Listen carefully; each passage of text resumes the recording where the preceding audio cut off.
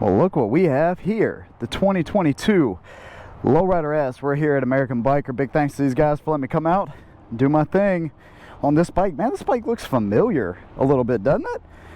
Yeah, this is my bike, and I'm gonna finally get this review done today, tell you everything I know about it, get on the road, ride it a little bit, features, pros and cons, all of that good stuff. Like I said, 2022 Lowrider S caused some buzz. I think the ST has kind of been more of a probably a bigger reveal, a bigger bike for the 2022 year. I'll talk about the ST a little bit as well, but again, this is the S, brand new 117 motor in these Softails. You have the ST in the Road Glide specials, you have them in the Street Glide specials. So the 117 is not exclusive to the CVO this year, which is pretty cool. So I imagine CVOs next year will get a bigger motor, I would think, with the pattern that Harley normally does. This one's 679 pounds, the way it sits, full of fuel. So kind of lightweight, low seat height. I put the passenger pegs on here. I put the custom dynamics rounded or curved license plate. I put the upgraded light. Y'all seen that video. And as far as that's pretty much, oh yeah, the engine guard right there. So that's what I did with the bike. I also put the docking hardware there. So let's go ahead and get on it. Very low seat height. So I'm 5'7", 5'8" on a good day, of course. And I'm flat-footed. They got the little shorty kickstand right there. You can see your foot pegs here, nothing special at all really. Okay, 6-speed transmission, start up right here. Go ahead and put it in neutral. I know it's not in neutral. Boom. Start it up. I had the Tab Performance Zombie baffles on this bike. I took them off for the review. Your console, your center console right here, used to have the gauges on it. No longer has that. You have one single gauge right here. So the tachometer is analog still, and you have a digital speedometer. If we scroll through these options here, you have your miles, remaining miles in the tank, clock, never set it, whatever. And you do have a digital RPM gauge if you want to use that as well. We'll just keep it on miles, left and right turn signal horn, high beam, low beam, all that basic stuff. So let's go ahead and ride it.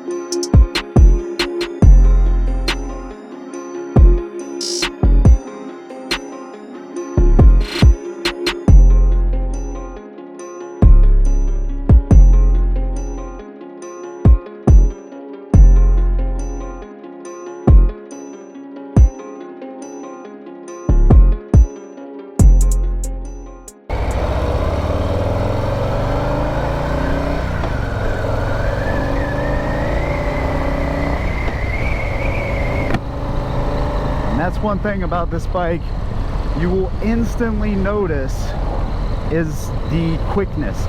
The torque and all that is still there, but this is just, it's a quick bike. You know, you're talking about the big touring bike power in a Softail. It's pretty incredible for that. So you got your cluster, you got like a 2-inch riser on this bike from the factory, or 4-inch riser, something like that. Inverted forks, you got Michelin Scorcher tires front and rear. The bike is super easy to ride, man. 6-speed transmission, 5-gallon tank, so you have plenty of fuel and capacity to ride for a while. It's not like a Sportster where you have, you know, a 3-gallon tank or something. You know, you have plenty of range there to go through.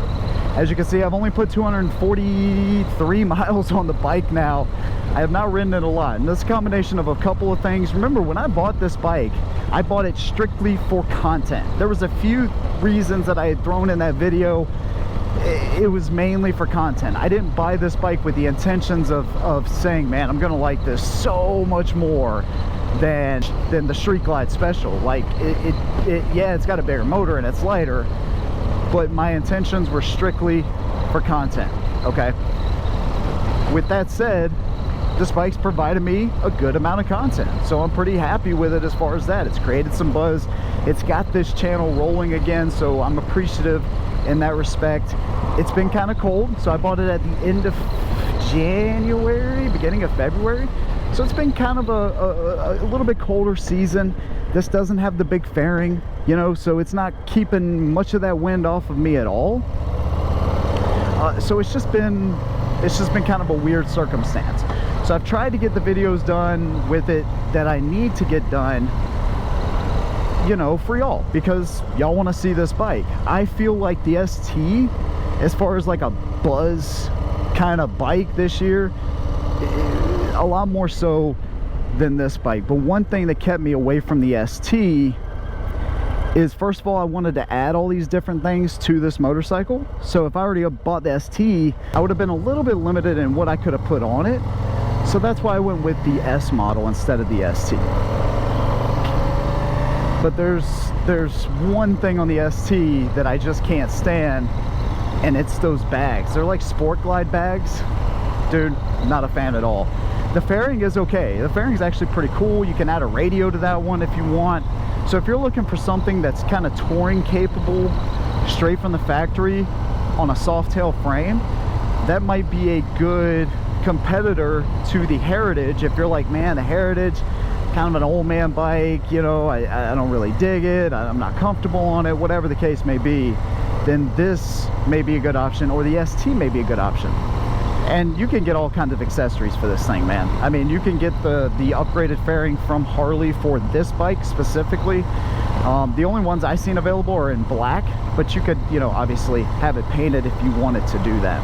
And it comes with a little bit, you know, taller screen there. This little deflector right here, dude, it doesn't do a lot at all, man. It maybe pushes some of the air up and over, maybe, but it really doesn't do a whole lot. It's mainly an aesthetic thing there. Front and rear turn signals, guess what they are? They're halogen, baby. Yeah, get with Custom Dynamics. They can hook you up for this bike and get you set up, because, dude, it's just, I don't know why they continue to put halogens on brand new bikes, but they do. You do at least get an LED headlight though, so, you know, there's a little bit of a trade-off there. I just wish they would do it, you know, all the way around and hook you up with LEDs. I added the crash protection up front.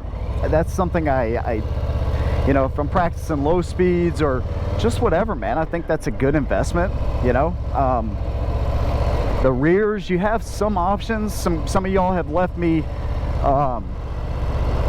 comments on, you know, ones that double as passenger pegs, so you do have some of those options as well for the rear.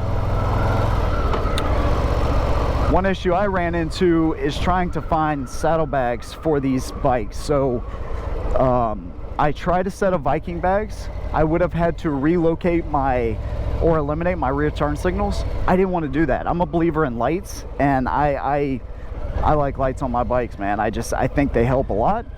If somebody's, you know, I was talking to Rob about this, you know, like he said, if somebody's just looking down at Facebook on their phone and they're coming up behind you, lights may or may not make that big of a difference. And I agree with that too. But at the same time, I feel like lights are important. You know, the more lights, the better, honestly. And you don't have great lighting on this bike. It's something you probably want to consider for an upgrade. It comes with a solo seat too, so if you want to ride two up, which you can do, me and Mrs. Sexshot did it, then you can do that. But what I would say is upgrade the seat. I put the reach seat on this bike. I don't even know why I did that. You know, I was like, man, maybe that'll make a difference with it, but I can flat foot the bike, so I don't really have a great answer there, to be quite honest with you. Jesus, I was in fourth gear right there. Holy crap. All kinds of seats, saddleman seat. You know, if you want to ride two up, you're gonna have to make that investment. Blacked out everything, of course, and this has been ongoing with Harley. I prefer that styling. The styling on the bike is cool, man, and the seating position, let me talk about that here really quick. So I'm not straight up. If I was straight up, the bars would come back to me a little bit. I'm a little hunched, where part of my back is kind of straight and the other part is a little bit hunched. So I'm not as forward as I would be on, let's say, an iron 883, but I'm not as laid back as like a road glide, you know. So it's somewhere in between. You know, I wouldn't really call these drag bars, but again, they're pretty dang close for sure. Let's get on it a little bit.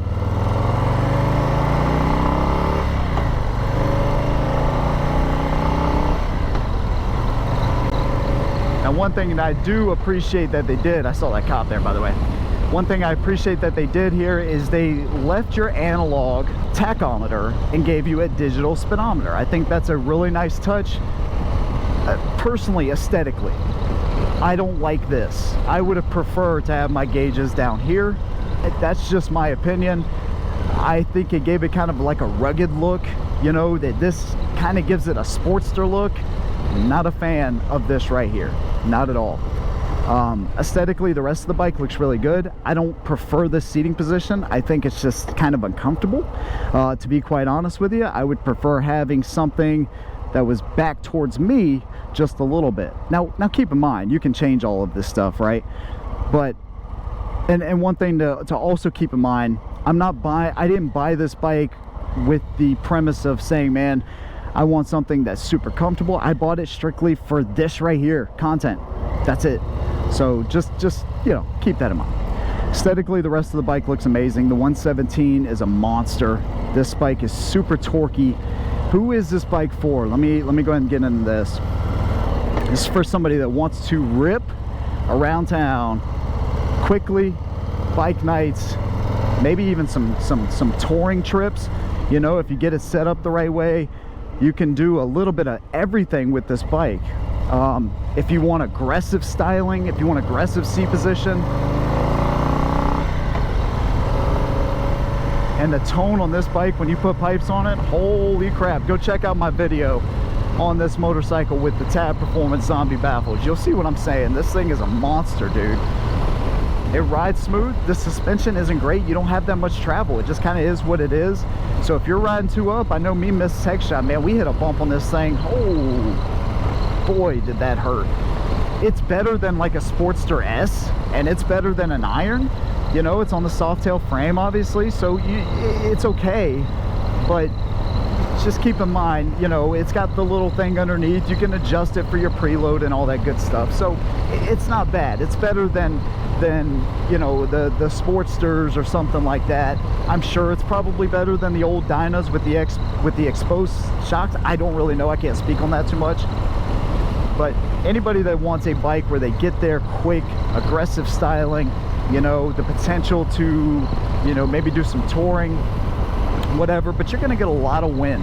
With this fairing and this setup as it is currently, I wouldn't go across country on this thing.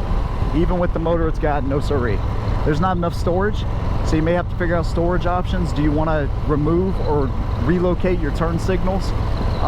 I tried ordering a set of bags from Harley, and they said they were only available, those bags, in the store. Call the store, they're like, I think we can order them, you know, but whatever. I just didn't want to remove my turn signals in order to accommodate the bags. You could get a sissy bar with with one of the luggage racks and have a bag sitting on that if you prefer that, or a book bag. So there you go. And it's also a really easy bike. Like, if you're coming from a Sportster, I think this is a really good bike if you don't want a touring bike and all of that.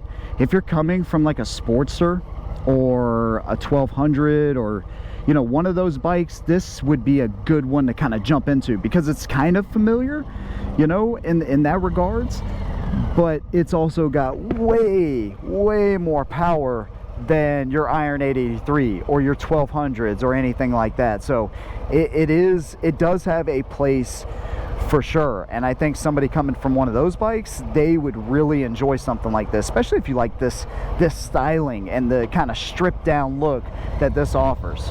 Cons, we've already kind of touched it. You got like a mid-mounted controls up underneath you. They're not the most comfortable thing in the world, but they'll definitely get the job done. Riding two up is not that fun on this motorcycle, so that's kind of a con. This little fairing I could do with or without it. It's okay. And the seating position, the handlebars, the way they sit, it's just not personally for me. I want something a little bit more comfortable, and I want these bars to come back to me just a little bit. Aesthetically, the bike's awesome, man. So it has a lot of great features. I will go ahead and say, if you don't already know, I got rid of this bike. I thought I was going to keep this bike for a year or two. I just never connected with this bike, and I know y'all know what I'm talking about. Same kind of thing with a car. You kind of connect with your car or your truck or whatever. You connect with a bike even more. And from the moment I got on this motorcycle, I never connected with it. I just, and I hate to use the words I don't like it, because I do, kind of. This just can't be my only motorcycle, you know? And I was thinking, man, I'm gonna keep this thing for, you know, a year or two, get rid of it, you know, do my thing. Dude, it's been like 4 months. When I get on it, I just don't have that same feeling like I did with the Street Glide or the Road Glide that I got, you know? And again, if I could have multiple bikes, would I consider something like this, or a Bobber or a Chief? Absolutely. But for my only bike, no. There's things I thought I could live without, speakers, saddlebags, things like that. I just can't. I love them too much. I love and enjoy riding the baggers too much. So there you go, man. This is the 2022 Lowrider S. Let me know what you think down in the comments below. Thank you guys for joining me. I'll see you in the next one. And as always, hold the rubber side down. And just to show you a little taste of my new bike reveal, there it is, 2020 Road Glide Special. Got a lot coming up on this motorcycle. What a huge difference between the two. I'll see y'all in the next one. And as always, hold the rubber side down.